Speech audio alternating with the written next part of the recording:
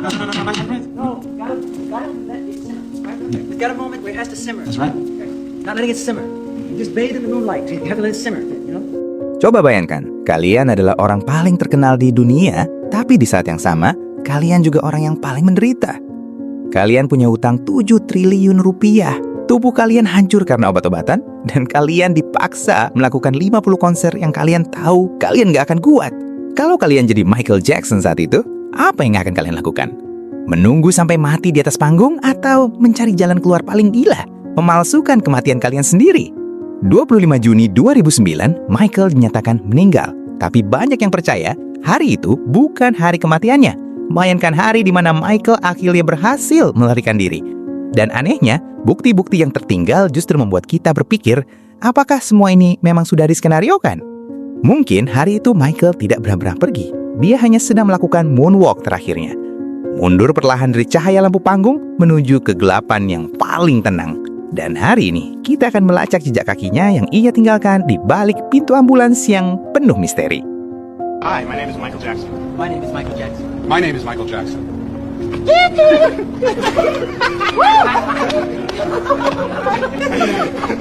Pernahkah kamu membayangkan rasanya menjadi Michael Jackson di detik-detik terakhirnya? Dia bukan lagi raja pop yang kita puja. Dia hanyalah seorang manusia yang napasnya sudah di ujung kerongkongan, namun dipaksa untuk terus menari demi memuaskan nafsu industri yang rakus. Bayangkan beban utang triliunan rupiah yang menjerat lehernya seperti tali gantungan. Di depannya, kontrak 50 konser disisit bukan lagi sebuah panggung megah, melainkan vonis mati yang harus ia tanda tangani dengan tangan gemetar. Michael tahu tubuhnya sudah hancur. Dia tahu jantungnya tak akan sanggup melewati lagu pertama. Tapi bagi industri, Michael yang hidup adalah liabilitas finansial yang merepotkan, sedangkan Michael yang mati adalah ladang emas yang abadi. Disinilah skenario pelarian menjadi satu-satunya jalan keluar yang logis. Namun, mari kita bicara jujur. Benarkah dia sanggup lari? Benarkah dia tega membiarkan anak-anaknya, satu-satunya alasan dia masih bertahan hidup, hancur dalam trauma hebat hanya demi sebuah pelarian pengejut? Michael mungkin seorang pendosa di mata sebagian orang, tapi dia adalah seorang ayah yang rela mati demi perlindungan anak-anaknya. Celah inilah yang menusuk jantung setiap teori konspirasi yang kita dengar. Tapi inilah bagian yang paling brutal, kemunafikan kita semua. Dunia ini sangat menjijikan. Kita lebih menghargai seorang bintang saat ia sudah menjadi debu daripada saat ia memohon bantuan di depan mata kita.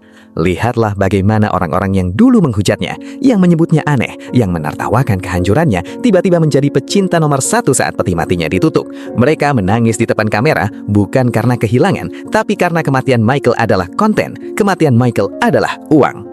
Industri berpesta di atas nisan itu. Mereka menghapus semua utangnya dengan lonjakan royalti yang tak masuk akal, menjual kembali setiap tetes keringat dan air matanya sebagai warisan legendaris. Michael Jackson tidak hanya kabur, dia dipaksa menghilang oleh dunia yang mencintainya sekaligus menghancurkannya. Pada akhirnya, pertanyaannya bukan lagi apakah dia masih hidup, tapi masih adakah nurani kita saat melihat seorang legenda yang diperas sampai habis. And I just wanted to say I love him so much. Dunia mengira dia sedang berjuang hidup di dalam ambulans yang melaju kencang itu. Tapi disinilah kejanggalan yang mulai. Kamera pengawas dari sudut lain rumah sakit justru menceritakan kisah yang sama sekali berbeda. Dalam sebuah rekaman CCTV yang bocor, terlihat sebuah van putih masuk ke area belakang rumah sakit. Ia membuat publik terperangah.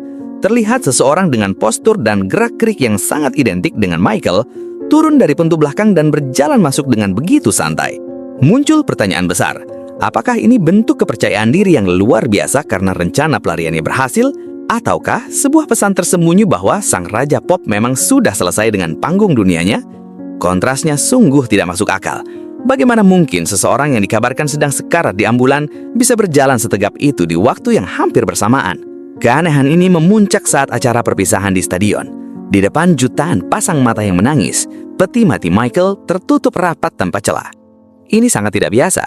Sepanjang karirnya, Michael adalah sosok perfeksionis yang selalu ingin tampil sempurna di depan pengenarnya. Kenapa di penampilan terakhirnya wajahnya justru disembunyikan? Banyak yang mulai berbisik bahwa keheningan di balik peti itu adalah kunci jawaban yang sebenarnya. Peti itu dicurigai kosong. Karena sosok yang seharusnya ada di sana mungkin sudah berada di dalam pesawat, terbang menuju sebuah tempat tersembunyi yang tak akan pernah bisa kita temukan di peta manapun. So,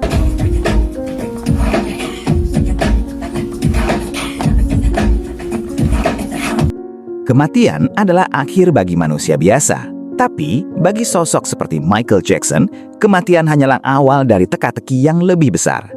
Jika dunia mengira dia sudah terkubur di Forest Lawn, maka mereka belum melihat apa yang terjadi di televisi nasional beberapa bulan setelah pemakamannya. Sebuah kemunculan yang tidak masuk akal yang membuat para detektif internet terdiam dan membuat dunia bertanya-tanya. Apakah sang raja sebenarnya sedang menertawakan kita dari balik topeng baru? Di acara Larry King Live, muncul seorang pria bernama Dave. Dia bukan orang asing. Dia adalah korban tragedi yang wajahnya hancur karena luka bakar yang dulu diselamatkan dan dibiayai oleh Michael. Namun, perhatikan layar baik-baik. Suara itu, nada bicaranya, hingga gestur matanya yang tajam namun lembut, itu bukan sekedar kemiripan. Itu adalah frekuensi yang hanya dimiliki oleh satu orang di planet ini, Michael Jackson. The visit to his Encino house, to his Encino house, to his Encino house. I think I was at the Encino house. Banyak yang yakin Michael tidak butuh pulau pribadi di ujung dunia untuk bersembunyi. Dia hanya butuh topeng yang perfect. Bayangkan, dia duduk di sana di depan jutaan pasang mata, menceritakan tentang dirinya sendiri sebagai orang ketiga sambil melihat langsung bagaimana reaksi dunia terhadap kematiannya. Dia ada tepat di depan mata kita, namun kita terlalu buta untuk menyadarinya karena kita sudah terlanjur dipaksa percaya bahwa sang legenda telah tiada. Namun, apakah ini sebuah konspirasi jenius atau justru sebuah tragedi penghormatan? Sebagian orang percaya bahwa Dave hanyalah seorang sahabat yang saking setianya, ia secara tidak sadar menyerap jiwa, cara bicara, dan gerak-gerik Michael ke dalam dirinya sendiri sebagai bentuk cinta yang mendalam. Apakah itu benar-benar Michael yang sedang memerankan peran terakhir dalam hidupnya, atau kita hanya sedang melihat bayangan dari rasa rindu yang terlalu besar? Jawabannya mungkin telah terkunci rapat dan dibawa pergi selamanya bersama wafatnya Dave di tahun 2018. Namun, satu hal yang pasti, di dunia Michael Jackson, batas antara kenyataan dan ilusi tidak pernah benar-benar ada. I have a skin disorder that destroys the pigmentation of the skin. Is something that I cannot help. Pada akhirnya, kebenaran tentang Michael Jackson mungkin akan tetap terkunci rapat bersama rahasia besar industri musik dunia. Namun, mau kita percaya dia masih hidup di sebuah pulau tersembunyi atau sudah benar-benar beristirahat di keabadian, ada satu kenyataan pahit yang harus kita terima.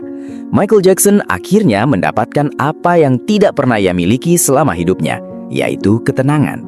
Selama 50 tahun, tubuh dan jiwanya adalah milik panggung, milik media, dan milik ekspektasi miliaran orang. Mungkin di sisa perjalanannya, dia hanya ingin menjadi manusia biasa yang bisa berjalan di bawah matahari tanpa dikejar-kejar lensa kamera. Mungkin dia memang tidak meninggal hari itu. Dia hanya melakukan aksi pensiun paling dramatis, paling jenius, dan paling sunyi yang pernah dilakukan seorang manusia. Sebuah jalan keluar bagi seorang raja yang sudah terlalu lelah memikul mahkotanya sendiri.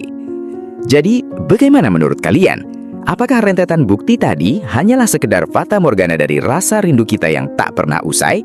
Ataukah Michael Jackson memang seorang sutradara jenius yang telah menyelesaikan skenario pelarian paling sempurna dalam sejarah? Mari kita berargumen dengan sehat di kolom komentar. Karena di saluran ini, setiap sudut pandang adalah kepingan puzzle yang berharga. Jika kamu tidak mengikuti Postera, mungkin ini adalah pertemuan terakhir kita. Jika sudah, selamat, wawasanmu bertambah.